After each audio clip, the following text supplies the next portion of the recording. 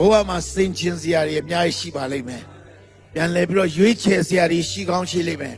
ကျွန်တော်ဆိုရင်ဒီအရာတွေအရန်တခါပြောချင်တယ်ဒါပေမဲ့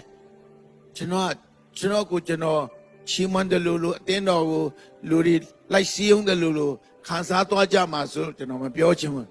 ဒါပေမဲ့ကျွန်တော်တခါတချို့လူတွေကခြေစွတော်နားမလဲတဲ့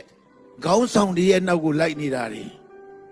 ဝိညာဉ်တော်နဲ့မပြည့်တဲ့ခေါင်းဆောင်တွေနောက်ကိုလိုက်နေတဲ့တချို့တွေမြင်တဲ့အခါမှာဘာကိုရွေးကြတာလဲမသိဘူးအာမင်ဆိုင်ကကျွန်တော်ဘယ်သူ့ဘာတော့အပုတ်ချတာမဟုတ်ဘူးတချို့တော့တရင်ကောင်းကိုလည်းမပြောတော့ဘူးဝိညာဉ်တော်နဲ့လည်းမပြည့်ဘူးခြေစွတော်ကြောင်းလည်းမဟောတော့ဘူးလက်ဝါးကားတိုင်းလည်းမပါတော့ဘူးယေရှုကိုဗဟုပြုတဲ့အရာတွေလည်းမပါတော့တဲ့နေရာမှာဘာဖြစ်လို့ရွေးချယ်နေကြတာလဲအာနာမှုတွေနဲ့လူမှုရေးတွေနဲ့အများစွာမပါဒီပါကြောင်းပြချင်းမြင့်တဲ့အားလုံးတော့ရတဲ့လောလာခင်ဗျာ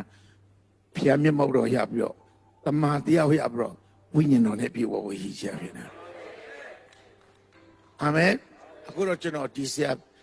ဟောနေတော့ကျွန်တော်သဘောပေါက်တော့ပြီငါပြောမယ်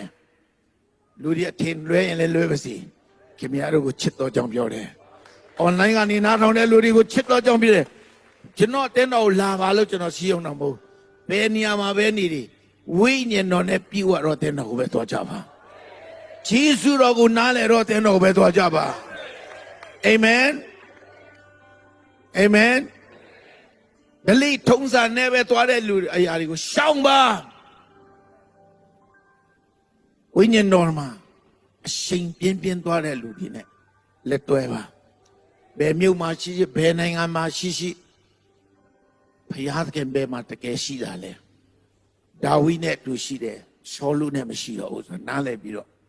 ဝိညာဉ်တော်ရှိတဲ့နေရာဘုရားသခင်အတူမျက်နှာသာပေးပိတ်သိတဲ့လူလောဆယ်ဒါဝိကဘာယာထူးမှမရှိပါဘူးအိုးထိန်ကြောင်းသားပါဒါပေမဲ့ပိတ်သိခြင်းရှိတာဖြစ်တယ်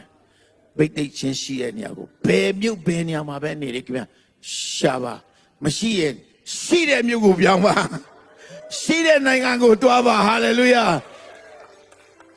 အာမင်အောင်ကြည့်ရတယ်လို့ယုံကြည်ပါတယ်ဟုတ်ပါတယ်လားကဲတစ်ခေါက်လောက်